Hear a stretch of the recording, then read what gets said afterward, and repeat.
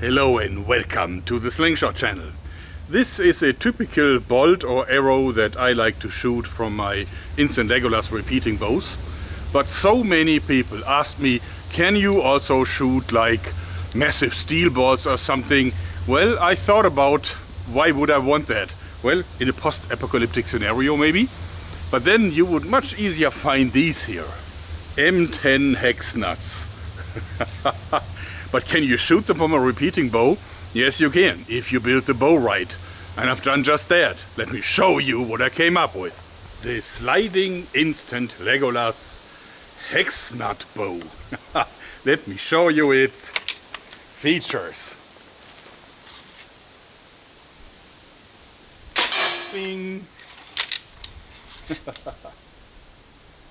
Bing. So much fun. So what is this bow? Well, first of all it's a sliding instant Legolas. Therefore you have this pump action bow, and I've shown this a million times, and a lot of you guys will say that my channel should now be called the Instant Legolas channel, which is kind of true. Just a very cool invention. Any case, the problem when you shoot hex nuts instead of arrows is that the string cannot ride under the stack of bolts, automatically making sure that only one bolt is in the groove. So I had to make a dispenser first. I started by actually making this dispenser. So this is actually very simple. You put all the hex nuts in here, and I've actually made a little wooden spring that makes sure that they're not falling out again. So you feed them in. So you can have 5 of them in the magazine, and number 6 can be in the chamber. A little hard if you do it for the camera. Okay, and number 5. All right. So as I said, they cannot fall out because this little wooden spring here holds them back. So now, as you see, if I push the bow all the way forward, then automatically one hex nut is fed into the magazine. Now, I'm not sure if you can see this well, but there is a little push rod that I made from aluminum, really drilled it out so it's super lightweight, so that the string is not directly pushing the hex nut, because that would actually not be possible. It would just jump the hex nut and go over or under or tear or whatever. But the push rod is actually designed in a way that it cleanly pushes the hex nut straight through the guide rods, which are 2 aluminum rods that are guiding it perfectly in the middle. Okay, now if I shoot with this thing, what I do is I cock it back like so, very easy. Then I take careful aim with the red dot sight, and then I shoot. Bang. A lot of people will now say that destroys the bow because it's like dry firing. Well, it's not, because the push rod weighs 5 grams and the hex nuts in M10 size weigh 10 grams. So that's 15 grams together. That is the load on the bowstring. And this is about as heavy as my short red veined little bolts that I usually shoot from a bow like this, albeit not at full power. See, these bows are adjustable. You can tighten these screws here, so all the way down, and then you are at full 70 pounds draw force. I'm now like in a medium setting, so it's much easier, much lighter. It's not shooting that hard, and therefore the light charge on the string is perfect.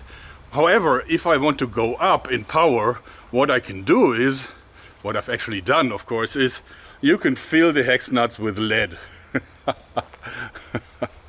So if you do this, then the weight goes up to 15 grams, so that together with the sled we have 20 grams, which is okay for a 70-pound compound bow.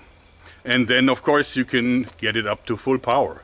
But before we do this, let's do some can shooting, because shooting at cans filled with water is always fun. Okay, let's see if we can hit them. Step a little back so I won't accidentally hit the frosh pond.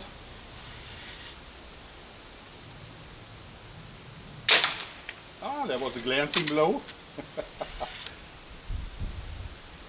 bit deeper this time. Whoops.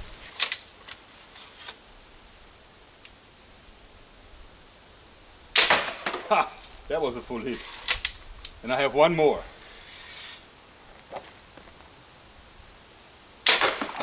And another full hit.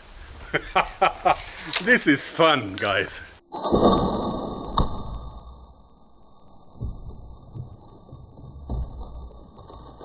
Quite interesting. Even though the bow was only at about like mid power, as you can see, it definitely crashed through the can and even, you know, put a small hole in the back here. And the same with the other can that I hit full on. As you can see, full penetration.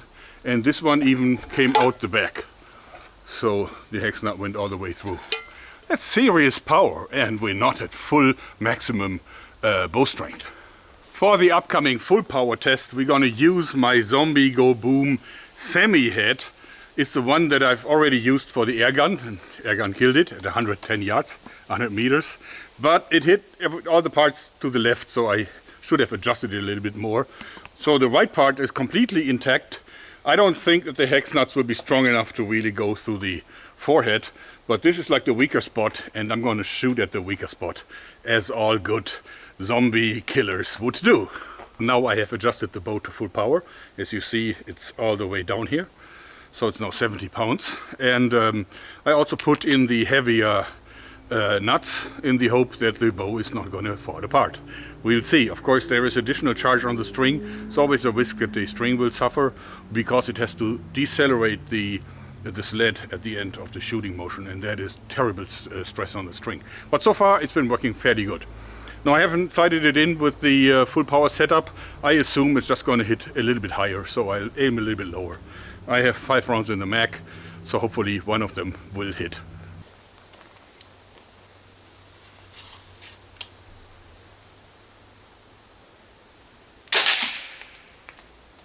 That was a fat ricochet. Let's try again.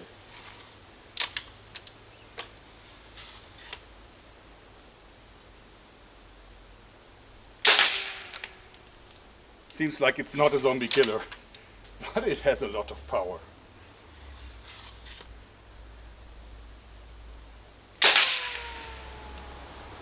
I think I'll stop now, because otherwise it's going to be really painful if one of these ricochets hits me. But I have to do one shooting the zombie into the face. Since I have, I think, 2 more rounds.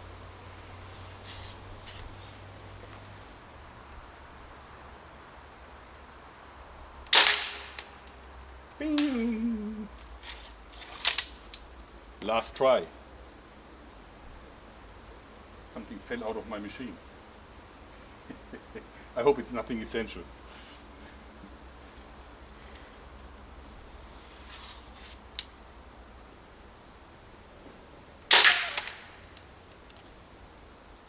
Whoa. I think all of them hit fairly high, so I should have aimed a little lower in any case. You can see that there's definitely some damage to the skull here. Same here. The only thing is, of course, this is not a dead zombie. If you would hit someone with a thing like this, would it actually be painful? Very much so. The question is, would it kill you? But I think definitely this would no longer be a combatant if that would be used against humans. But you can also see why arrows are actually the better choice for bows, because they just have so much better penetration, since they have a sharp point, versus a hex nut is all flat. So I had to do my quick little repair. By the way, both the glider and also the string stopper fell off. So now hopefully things will be a little better. So what I want to find out is how fast do they shoot. So I tuned it at full power and I loaded it up with the 15-gram lead-filled nuts. Now let's use the FX Vadachrony, see if it picks it up, so we have a measurement.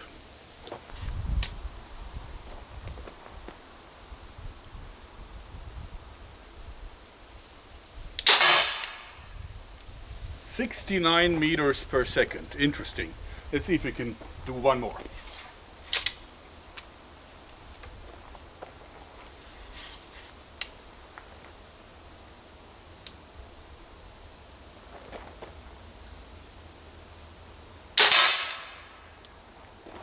Was that 69? Yeah, again 69. Seems to be fairly consistent.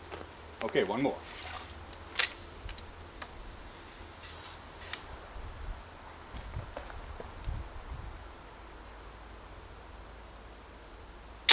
Oops. What happened?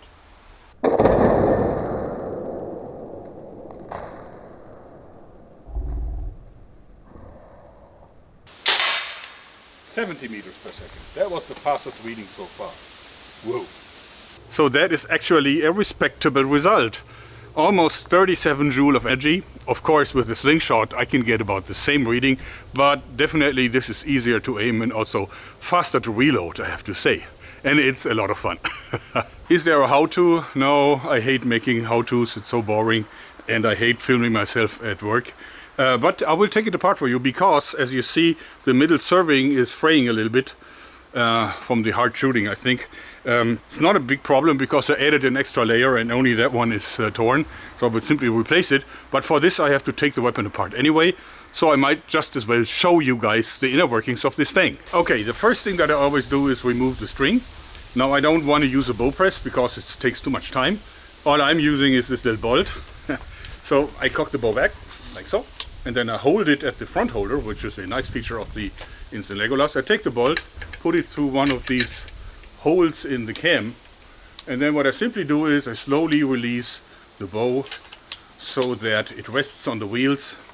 And now I can very easily remove the string, like so, and you can see it is in need of a new middle serving. Now we remove the front plate, which also doubles up as a finger holder and also prevents the entire thing to slide out. But now I want to slide it out and therefore I remove it. And here you can already see how it's constructed. And now I can simply take it out and you can see how easy the frame is constructed. It's simply bolted down from here. It's then U-shaped and then I installed a red dot on top of it. A very simple construction. I love the Archery Exterminator Assassin bow because it has these two mounting holes. Makes it so much easier to make an instant Legolas for it. And now I remove the magazine. And you can see how it's constructed. See, there's this little device here that holds it back. And so you can feed in the nuts like so. And you see the wooden spring holds them back. So you actually feed them in just like you feed ammo into a Winchester. And now, every time you press on this lever, exactly one nut gets dispensed. Very simple. And here you can see the slot where the nuts are falling down. And if you look closely, I hope that you can see it, you see that I added a small magnet, a neodyme, rare earth magnet, very powerful, that makes sure that the nut isn't falling out of the barrel by itself, but resting comfortably against the sled. So this is the little push rod. And as you can see, the push rod actually is filed down so that it pushes the nut squarely here so that it can be perfectly aligned and it will be pushed through in a continuous motion without any sideways action. And now I can take the two halves apart simply by removing about 1 million screws. Probably too many.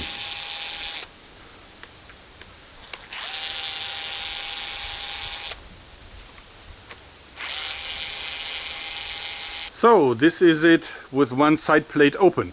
As you can see, the hex nut glides between these two aluminum rods here. And as you see, it does that nicely aligned. So it cannot twist here, but it will be guided ramrod straight.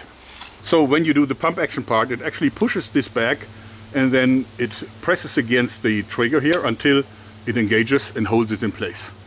So next, then you press this down a little further so that this lever gets pressed against the frame, and then one of these balls will automatically be dispensed.